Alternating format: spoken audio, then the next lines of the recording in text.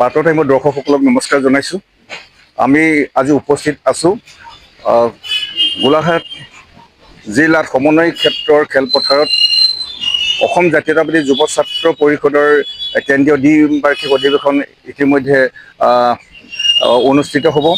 মই আজি উপস্থিত আছোঁ, অলপ দেখুৱাইছোঁ। মই আজি উপস্থিত আছোঁ এই কাৰ্যালয় অসম জাতীয়তাবাদী যুৱ ছাত্ৰ পৰিষদৰ কাৰ্যালয়ত উপস্থিত আছোঁ। অঞ্চলে ইতিমধ্যে আমাৰ এই অভ্যৰ্থনা সমিতিৰ বিষয়ববীয়াসকল উপস্থিত আছে আৰু কেন্দ্ৰীয় সমিতিৰ বিষয়ববীয়াসকল উপস্থিত থকা দেখা গৈছে।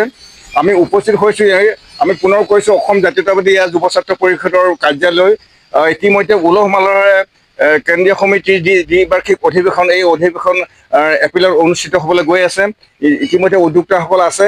মই তেখেতসকলৰ কেনেধৰণে আচলতে কেন্দ্ৰীয় সমিতিৰ দ্বিবাৰ্ষিক অধিৱেশনখনি অনুষ্ঠিত হ'ব সেই সম্পৰ্কে মই দুআষাৰ কথা সোধাৰ চেষ্টা কৰিম। মই নমস্কাৰ জনাইছোঁ। কি ক'ব এতিয়া যি অসম জাতীয়তাবাদী যুৱ ছাত্ৰ পৰিষদৰ কেন্দ্ৰীয় সমিতিৰ দ্বিবাৰ্ষিক অধিৱেশন হ'বলৈ গৈ আছে, কেনেধৰণে প্ৰস্তুতি আচলতে কৰা হৈছে? অসম জাতীয়তাবাদী যুৱ ছাত্ৰ পৰিষদৰ ১বিংশতম কেন্দ্ৰীয় দ্বিবাৰ্ষিক অধিৱেশনখন আমি গোলাঘাট চহৰত তিনিদিনীয়া কাৰ্যসূচী আমি আয়োজন কৰিবলৈ লৈছোঁ। অহা এপ্ৰিলৰ ৪, ৫, ৬ তাৰিখে তিনিদিনীয়া কাৰ্যসূচী আমি গোলাঘাট ৰাইজৰ সহযোগত বিভিন্ন দল সংগঠনৰ সহযোগত আমি এই কাৰ্যসূচী ৰূপায়ণ কৰিবলৈ লৈছোঁ। ইতিমধ্যে আমি ১৫খনকৈ অভ্যৰ্থনা সমিতিয়ে ১৫খনকৈ আমি উপসমিতি নিৰ্বাচন কৰিছোঁ, উপসমিতি গঠন কৰি দিছোঁ আৰু এই উপসমিতিসমূহে তেওঁলোকৰ নিজাববীয়া যিখিনি কাম কাজ ইতিমধ্যে সুচাৰুৰূপে পৰিচালিত কৰি আহিছে।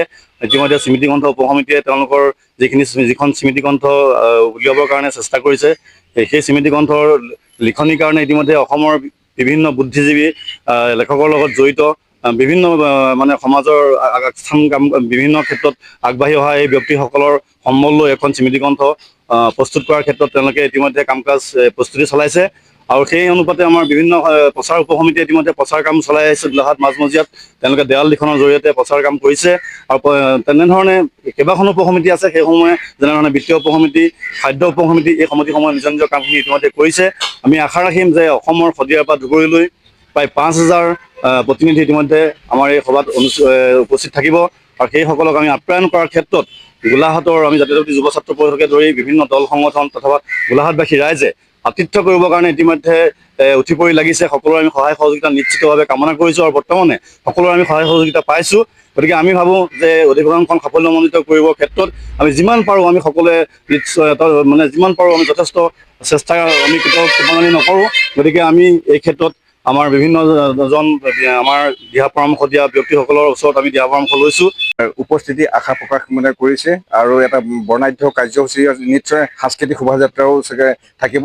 আৰু আপোনাক মই জানিব বিচাৰিছোঁ যে যিখন অভ্যৰ্থনা সমিতি গঠন কৰা হৈছে, দল সংগঠন নিৰ্বিশেষে নিশ্চয় জড়িত আছে, কেনেধৰণে আচলতে কাক আচলতে এই কমিটিখনত জড়িত কৰি লোৱা হৈছে? প্ৰথম কথা হ'ল যে নৱেম্বৰ মাহৰ ২ তাৰিখৰ দিনাখনে আমি জিলা কাৰ্যালয়ত অভ্যৰ্থনা সমিতি গঠন কৰিছোঁ, গোলাঘাট জিলা সমিতিয়ে। আৰু এই মূল সমিতিখন অভ্যৰ্থনা সমিতিৰ দায়িত্বত আছে ডক্টৰ দেৱজিৎ ফুকন ডাঙৰীয়া, দেৱৰাজৰ মহাবিদ্যালয়ৰ প্ৰবক্তা, তেখেতক সভাপতিৰ দায়িত্ব দিয়া হৈছে। আৰু ৪গৰাকীকে কাৰ্যকৰী সভাপতি পূৰ্ণ ৰাজখোৱা ডাঙৰীয়া, দিগন্ত ভূঞা ডাঙৰীয়া, পৰীক্ষিত দত্ত ডাঙৰীয়া আৰু অতুল গগৈ ডাঙৰীয়া কাৰ্যকৰী সভাপতি হিচাপে লৈ আৰু লগতে অসম জাতীয়তাবাদী যুৱ ছাত্ৰ পৰিষদৰ কেন্দ্ৰীয় সমিতিৰ সন্মানীয় উপসভাপতি জিতুল ৰাজখোৱা ডাঙৰীয়াক মুখ্য সম্পাদক হিচাপে লৈ পেলাই এখন খুব শক্তিশালী আদৰণি সমিতি, অভ্যৰ্থনা সমিতি গঠন কৰা হৈছে। আৰু এই সমিতিখনে ১৫খনকৈ উপসমিতি দায়িত্ব দি আজিৰ তাৰিখলৈ কামবোৰ খুব সুচাৰু আৰু বলিষ্ঠভাৱে কামখিনি আগবঢ়াই নিয়াৰ দায়িত্ব জিতুল ৰাজখোৱা ডাঙৰীয়াকে মুখ্য কৰি সভাপতি সম্পাদকে লৈছে। আৰু আমি আশাবাদী যে গোলাঘাট নগৰত এটা ঐতিহাসিকভাৱে জাতীয়তাবাদী যুৱ ছাত্ৰ পৰিষদৰ ১বিংশতিতম কেন্দ্ৰীয় অধিৱেশনখনি অনুষ্ঠিত হ'ব। আৰু এই অধিৱেশনত শদিয়াৰ পৰা ধুবুৰীলৈকে প্ৰতিখন জিলা সমিতিৰ পৰা প্ৰতিনিধিসকল আহিব। প্ৰায় ৫ সহস্ৰাধিক প্ৰতিনিধিয়ে অংশগ্ৰহণ কৰিব।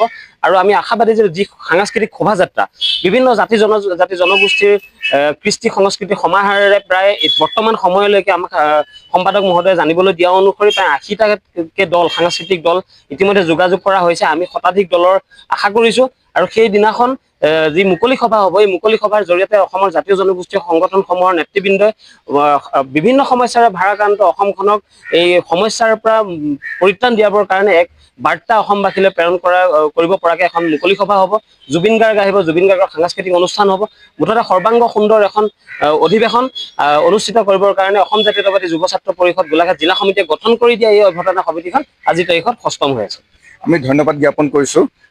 আমি এটা কথা গোলাঘাটবাসী ৰাইজক আমি জনাইছোঁ যে এই অসম জাতীয়তাবাদী যুৱ ছাত্ৰ পৰিষদৰ যি দ্বিবাৰ্ষিক অধিৱেশন হ'বলৈ গৈ আছে, এই দ্বিবাৰ্ষিক অধিৱেশনৰ সাংস্কৃতিক সন্ধ্যাত অসমৰ হাৰ্টথ্ৰব জুবিন গাৰ্গ ডাঙৰীয়াক আমন্ত্ৰণ জনাইছে। সকলো গোলাঘাটবাসীয়ে সংস্কৃতিপ্ৰেমী ৰাইজক আমি উপস্থিতি কামনা কৰিছোঁ। ধন্যবাদ। অসমৰ সংবাদ জগতখনৰ বাবে এক সুখবৰ। নৰূপ নসাজেৰে প্ৰায় ৩০ বছৰীয়া অভিজ্ঞতাপুষ্ট সাপ্তাহিক কবচ পুনৰ এবাৰ ৰাজ্যৰ মাজলৈ।